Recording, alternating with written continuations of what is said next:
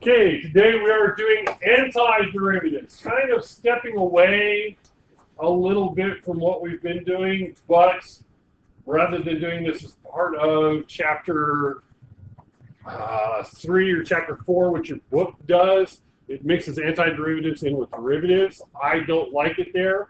I like to do it at this time because it really ties in with what we're going to be doing next week. Okay? Antiderivatives. A function f is called an antiderivative of f on an interval of f prime of x is equal to f of x for all x in the interval. If you just hear that and don't see that, that makes no sense. However, you will notice there is a difference between the two f's. One is capital, one is lowercase. That's how we separate them. Generally speaking, the uppercase letter is the antiderivative of the lowercase. Okay. The most general form of an antiderivative is f of x plus c. This process is called antidifferentiation. That's one thing I love about techniques. Antidifferentiation. Big, long, complicated words. Okay. The idea is we are going backwards. Okay, last semester we learned how to take derivatives of a function. What we're going to do is we're going to take antiderivatives. We're going to start with the derivative and come back to the original function. Now, the plus c stands for a constant, and we call it the constant of integration. It's also the constant of antiderivatives, but you will see it referred to as the constant of integration when we get to indefinite integrals. The idea is x squared plus 5, x squared minus 2, x squared plus 358.4, and x squared all have the same derivative, 2x. But they are all not the same function, but they all have the same derivative. So if I do the antiderivative of 2x, i.e. x squared, how do I know that it's just x squared plus 0? My original function could be x squared plus 5, or x squared minus 2, or x squared plus 398. We don't know. But we know that it is possible that there is a constant that was originally there. That's what the plus c is. The plus c stands for our unknown constant in the original problem, because 0 is a constant. X squared by itself is technically x squared plus 0. The plus c fills in that constant that we don't know what was there before. There will be ways to figure out what that c is as part of doing an antiderivative. If you're given an original point from the original equation, you plug in the x, plug in the y, solve for the constant. Okay, you can do that. It's a very easy thing to do if you're given an original value to find that plus c. If you're not, just leave plus c and you're good. Okay, but you have to add a plus c. You have to have that in there. You can't ignore that possible constant. It actually will lose you a point on the AP exam. One of the types of questions they ask is where you do antiderivatives as one, it's a several step process. It's a question where that part of the question is usually worth like 5 points, 5 out of 9. I've seen it 6 out of 9. And the way they divide it up, one of the things they say, maximum of 2 out of 5 points if no constant of integration. In other words, if you don't put plus c, doesn't matter what the rest of it is, the best you can do is 2 out of 5, just by forgetting the plus c. And you get 1 point for the plus c, but if you don't have that plus c, this is the maximum you can get. And we'll practice those together. You'll see what I'm talking about at that time, but they are muy importante. Okay? So, yeah, basically what we're doing is we're going backwards. You're finding the original function. If you're given f prime, find f. Okay, you're given g prime, find g. If you're given g double prime, find g prime. And then you can do the antiderivative again to find g if you get to that point. You can do that. You can do the antiderivatives more than once. Okay? But that's what we're doing, is we're taking the derivative and doing the antiderivative to find the original function. So, some examples. Okay, some basic formulas for antidifferentiation. Okay. If f of x is a constant, then the antiderivative is that constant times x plus c.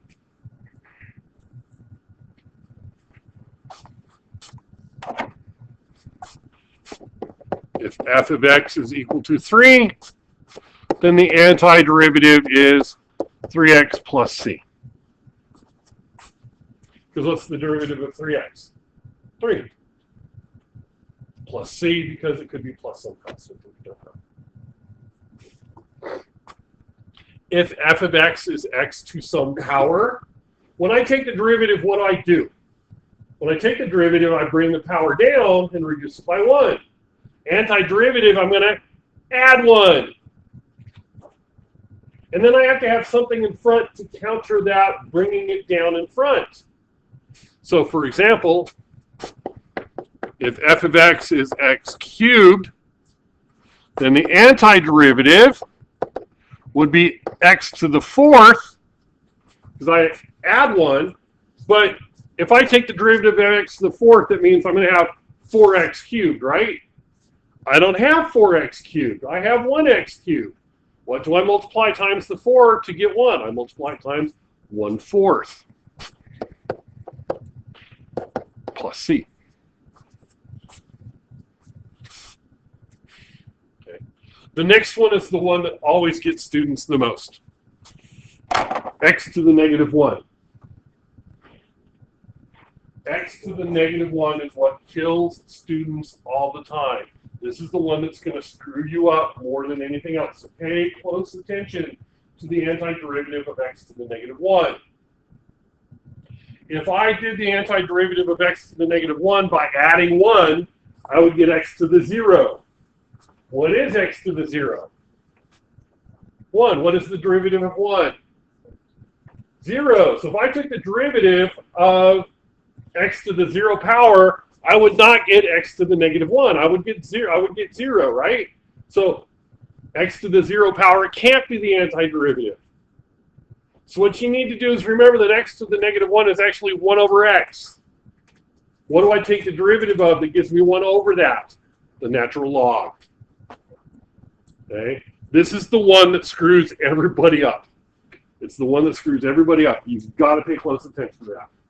The antiderivative of 1 over x is the natural log of x. Any other power of x other than negative 1, you do this. You add 1 and have the reciprocal in front. Doesn't matter if it's a whole number power, fractional powers. Same thing. What is the antiderivative of the square root of x? Well, rewrite the square root as x to the 1/2 power. Add 1, so you get x to the 3/2, and then the reciprocal of that in front, so it'd be 2/3 x to the 3/2 is the antiderivative of the square root. Rewrite your radical as an exponent, and then just follow this rule. Okay. If you have a negative exponent other than negative 1, same thing. Any exponent except for negative 1, that's what you do. Negative 1 is the natural log of x. Okay. The antiderivative of e to the x is e to the x. Because the derivative of e to the x is e to the x. That's the easy one. Okay, there's always one easy one. And then if I have e to something times x, the antiderivative is e to that something times x times the constant. So if f of x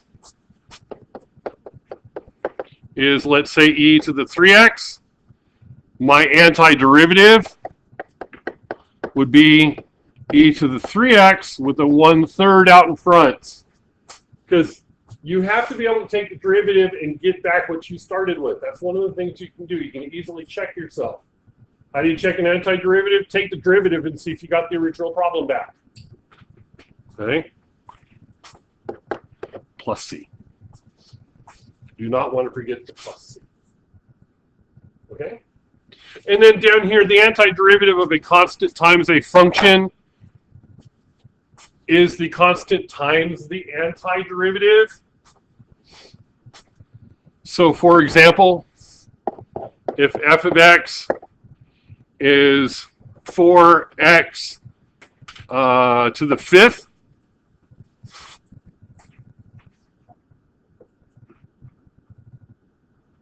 okay, my antiderivative is 4 times the antiderivative of x to the fifth, okay, which would be x to the sixth, and then I'd have a 1/6 out front plus c, and then what do we always do to fractions? Simplify, reduce, always. F of x would be 2/3 x to the sixth plus c. And once again, if I want to check my answer, this is an easy one to check. What's the derivative of 2/3 x plus c? 2/3 x to the sixth plus c. Bring down the power. 6 times 2/3 is 4. Reduce the power by 1. 6 minus 1 is 5. And the derivative of a constant is 0. So take the derivative, gives you your antiderivative. Gives you your original function. Take the derivative of your antiderivative, you get the derivative. You go back and forth and back and forth. Okay. Now, I will not give you a derivative that you will, and I will not have you find the antiderivative of something that you cannot find the antiderivative of. You can always find the derivative of a function. Algebraically, you give me any function, I can find its derivative. Algebraically, there are some functions that are very, very difficult, nigh on impossible to find the antiderivative of. Okay?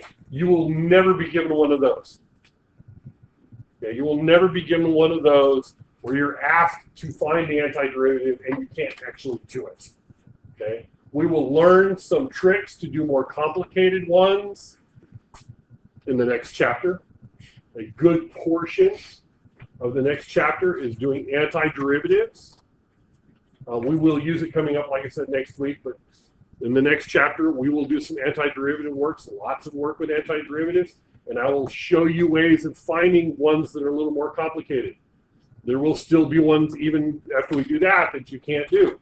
And you will learn methods in your second year of algebra, second semester of algebra, or when you take calculus 2 in college, or whatever they call it, depending upon whatever college you go to. But we're doing first semester calculus in here. When you take second semester college in calculus, you will learn other methods of doing stuff that we don't cover in this class. Okay? Partial fractions, things like that. Ones that I'm not particularly fond of and I don't have to teach, so I don't. Okay. Are you with me so far? So do you understand the concept of what we're doing? Because the concept, conceptually, and then being able to do it, that's sometimes two different things. But conceptually, you understand what we're doing. Yes? Why doesn't the antiderivative of x have plus c? Actually, it should have a plus c. Thank you very much.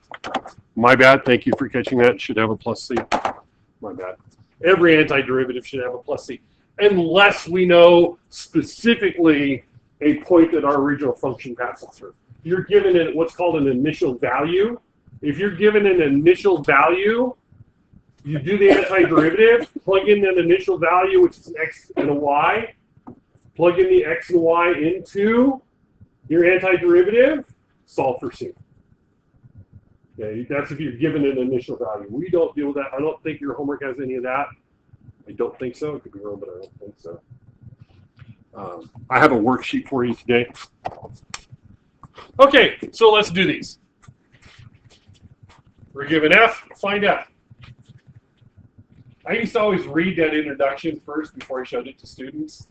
Because if you listen to it, an antiderivative of, if you have a function f, has a derivative function f, and you take the anti-f prime, yeah, it can get a little confusing if you just hear it, don't see it.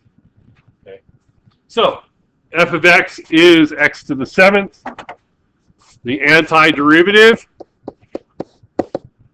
is 1/7 x, or sorry, 1/8 x to the 8th plus c. Add 1 to the power, have 1 over that in the front, plus c. Polynomials are the easy ones.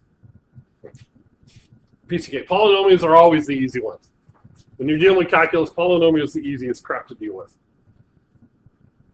But not everything's always polynomials.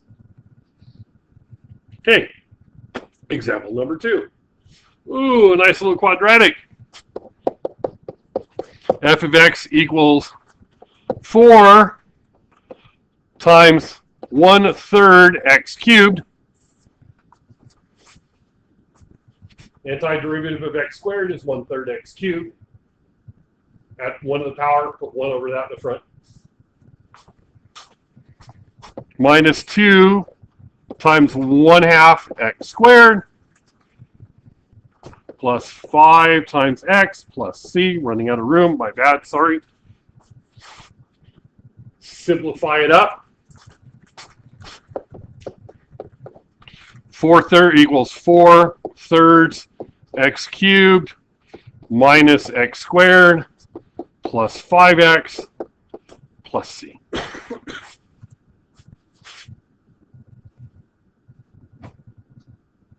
Piece of cake, right? Easiest part. Okay, for the next one, we do not do it as it stands. My Algebra 2 kids are doing what you need to do right now. Convert your radical to an exponential form. And I tell them, my calculus kids have to do this because they can't do it in radical form, they must do it in exponential form. So your first step is actually to rewrite the original function f of x as 4x to the 1/3 power minus 3x to the 5 halves power. Now you can do the antiderivative. Okay, does that make sense?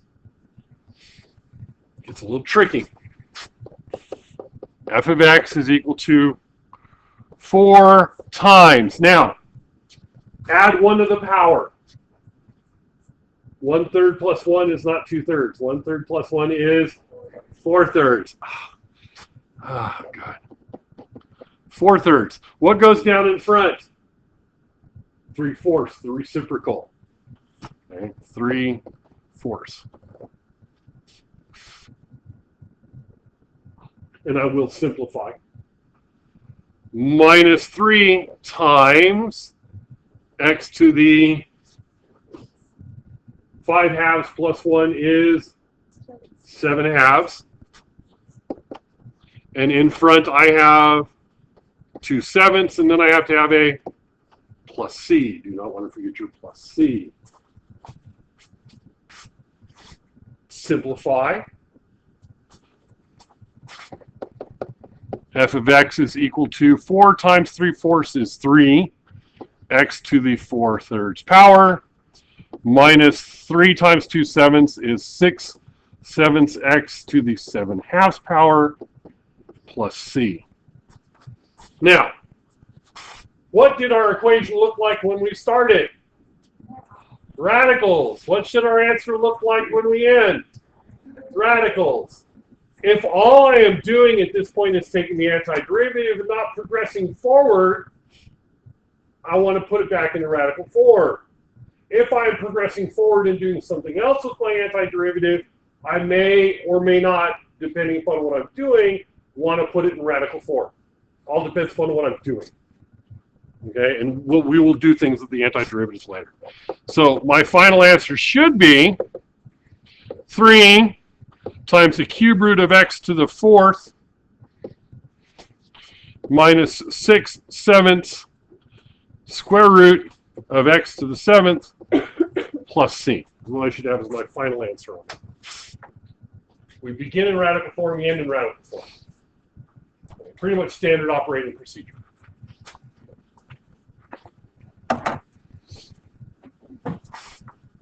So far, so good.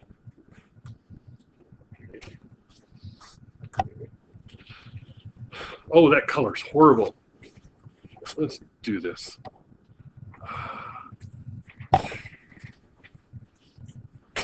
There, it's better.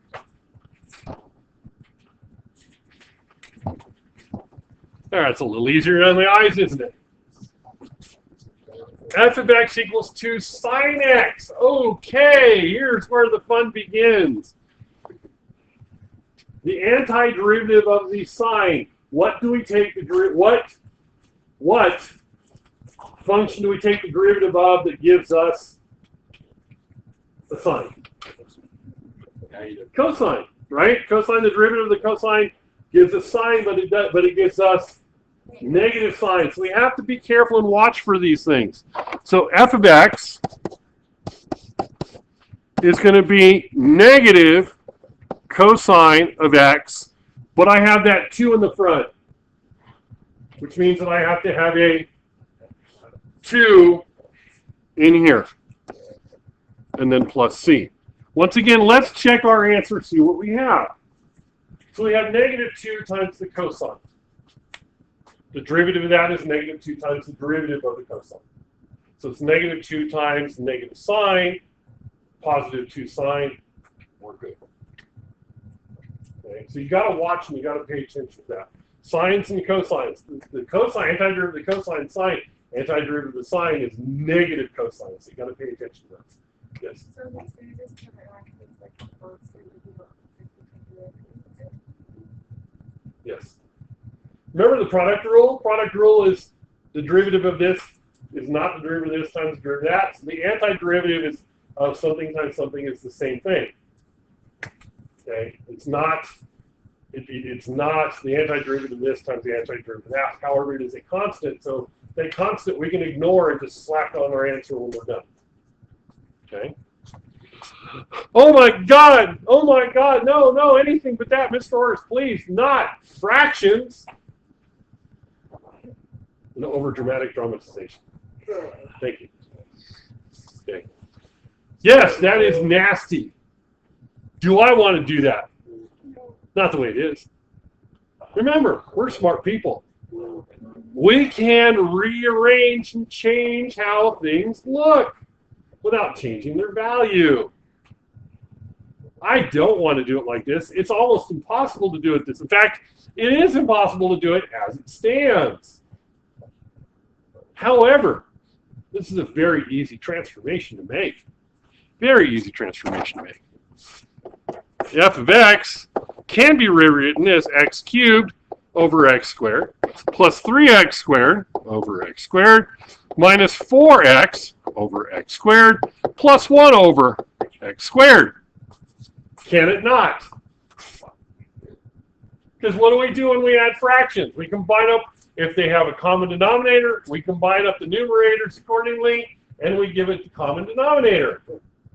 Right? 2 sevenths plus 3 sevenths. We add 2 plus 3, put it over our common denominator. If I were to combine these up, can I not take these and make them that? Right? Isn't that how adding fractions would work with the common denominator? So if I can add them together, that means I can split them up.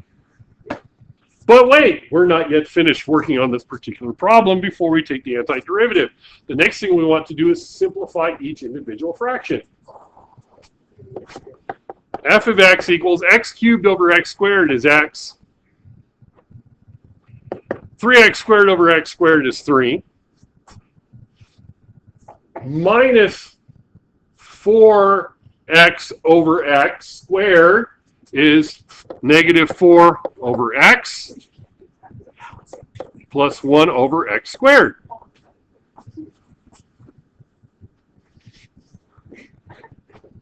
And this one's easy.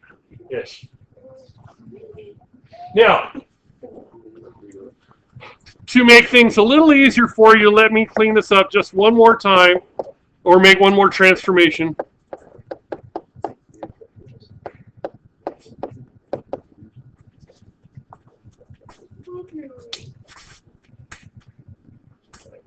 And this is just strictly to help you take your antiderivatives a little easier.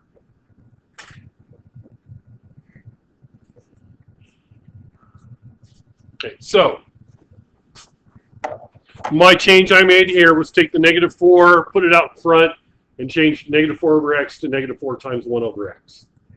I did this because it makes the antiderivative easier to see. Took 1 over x squared, rewrote that as x to the negative 2 because it's much easier to work with and easier to see. Why did I not make this why did I not make this x to the negative 1?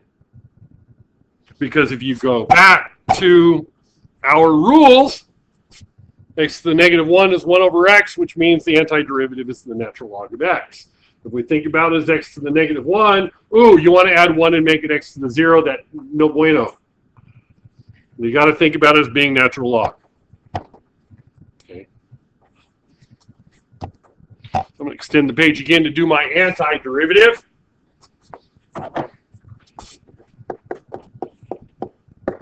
Antiderivative of x. Yeah. 1/2 x squared. Increase the power by 1, have the 1/2 out.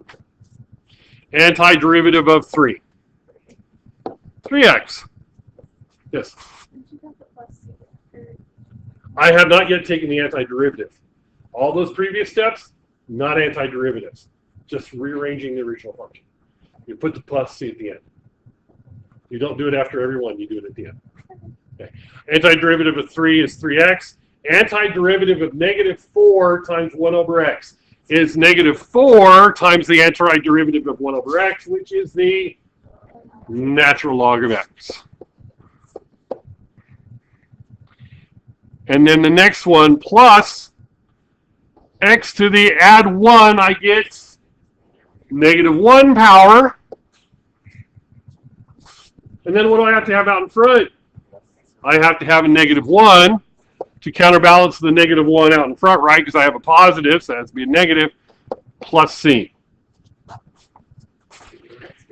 Now, let's clean this up a little bit. I do have an important thing to talk about. Okay. First, plus negative 1 x to the negative 1 should just be either negative x to the negative 1, or because we didn't start with negative exponents, negative 1 over x. That's what that should be. Okay. Our natural log of x. Technically speaking, when you're doing antiderivatives, technically speaking, because we don't know where our positions are, where our original function is. We're getting the general, not a specific antiderivative. We're getting a general antiderivative. Depends upon the plus c. Depends upon where our x's and y's are. Technically speaking, our antiderivative of the natural log should be the absolute value of what we're taking the natural log of. Okay. There's an important reason to this. You cannot take the natural log of a negative number. You cannot take the natural log of 0. Remember, the natural log is the inverse of e to some power. What do I take e to get that particular number? The natural log of 5 is e to what power gives me 5? E to the x equals 5. The natural log of 5, I take the natural log, gives me a particular value, that's what that is. E times itself will never be a negative value. So we cannot take the natural log of a negative number. E times itself will never be 0. The only way to get 0 multiplication is you have to have 0 as part of what you multiply. E times itself will never be 0. So the natural log has a domain restriction of whatever you're taking the log of has to be greater than 0. The absolute value when we take the antiderivatives helps solve some of those issues because we don't know where our specific domain is. Our domain could be negative numbers, but if we put absolute value around it, we're okay. It'll still work. X just can't be 0. And x can't be 0 anyways because that would give us 0 here. So we're okay with that, right? And x can't be 0 either because if we go back up to our original problem, we have a domain restriction of x not being able to be 0 here either. So we're okay with not having 0. We're not ever going to have 0 because our original function doesn't have it. Our antiderivative is not going to have it. But we have to worry about possible negatives. That's what the absolute value does. I don't really worry too much about that myself, but you will see that in AP stuff. You will see that in your homework. Okay? So the absolute value is kind of an important thing. I don't harp on it all the time. I leave it off all the time. But you do have to have that kind of in the back of your head. Okay? I do believe that's it. Okay.